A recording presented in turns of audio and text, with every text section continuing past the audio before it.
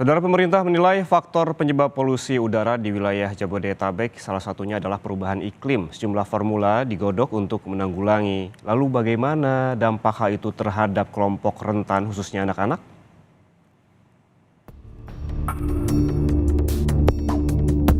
Presiden mengimbau seluruh jajarannya agar segera menindaklanjuti buruknya kualitas udara di wilayah Jabodetabek dalam rapat terbatas di Istana Negara 14 Agustus 2023 lalu. Memiliki beberapa catatan yang perlu menjadi perhatian seluruh kementerian dan lembaga terkait.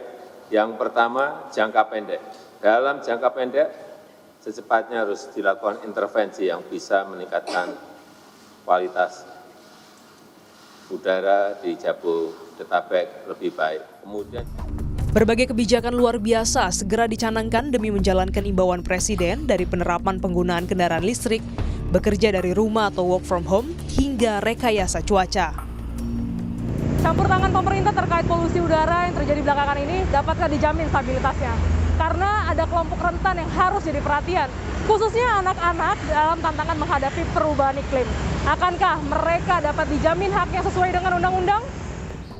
Polusi udara merupakan satu kesatuan dari hubungan lingkungan terhadap hak atas kesehatan yang akan mengakibatkan kerentanan masyarakat terhadap satu penyakit, khususnya paru-paru serta infeksi lainnya.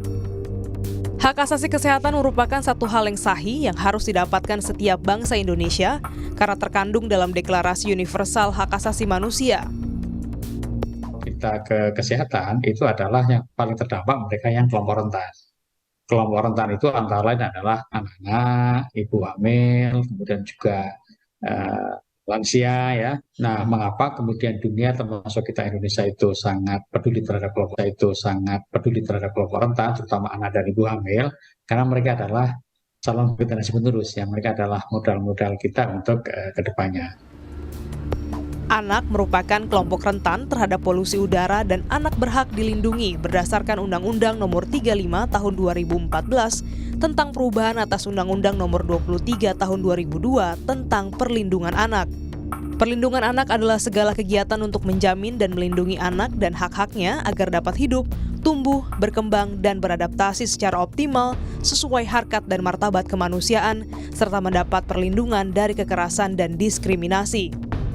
Anak-anak mempunyai hak ekologis atau bertumbuh di mana lingkungan menunjang kesehatan mereka dalam beradaptasi di tengah ancaman perubahan iklim. Darmawan Budistianto dari Ikatan Dokter Anak Indonesia menilai kualitas udara Jabodetabek belum mencukupi hak ekologis anak. Kalau tadi kita sedang ramai membahas tentang polusi udara, tentu udaranya tidak sehat. Gitu. Jadi ya kalau udara tidak sehat berarti belum memenuhi hak anak sesuai dengan konvensi hak anak PBB. Ya. Seorang ibu yang namanya disamarkan mengungkapkan polusi udara mengancam masa depan anaknya. Salah satu organ anak balitanya terinfeksi karena polusi udara.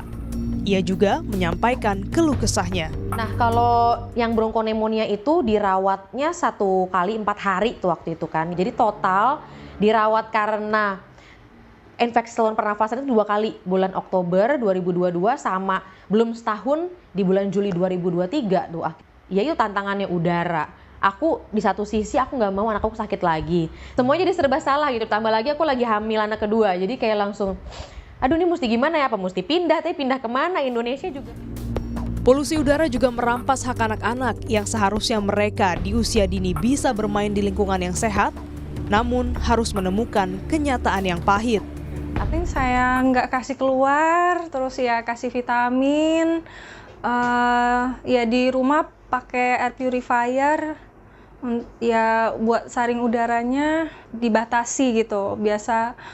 Padahal udah mulai keluar main-main setelah pandemi sekian lama, kemudian harus dikurung lagi gitu karena ketakutan itu ya. Sebelumnya, Badan Dunia UNICEF memaparkan indeks risiko iklim anak-anak, menemukan 1 miliar anak mengalami keterpaparan tingkat tinggi terhadap polusi udara dalam kadar amat tinggi. Dan Indonesia masuk di daftar 20 negara penghasil CO2 terbesar di dunia. UNICEF merekomendasikan begitu pentingnya penyuluhan terhadap pendidikan dan pengetahuan anak tentang iklim dan lingkungan sebagai keterampilan yang penting bagi kemampuan mereka beradaptasi dan mempersiapkan diri menghadapi efek perubahan iklim. Menanggapi hal tersebut, Bondan Andrianu, juru kampanye iklim dan energi Greenpeace Indonesia menilai upaya pemerintah dalam hal itu belum menjamur di instansi-instansi pendidikan. Kayaknya belum terlalu luas ya, bahkan beberapa sekolah saat ini sedang polusi udara aja gitu ya. Mungkin viral ya mengenai polusi udara, tapi edukasi ke sekolah, jangankan dikaitkan dengan perubahan iklim gitu ya, polusi udara, edukasi mengenai bahaya polusi udara, bahkan kondisi saat ini sedang nggak sehat aja, itu kita belum lihat apa yang pemerintah lakukan saat ini gitu justru. Yuyun Ismawati, Senior Advisor Nexus 3 Foundation, turut menyoroti kinerja pemerintah dalam penerapan regulasi yang menjamin hak ekologis anak.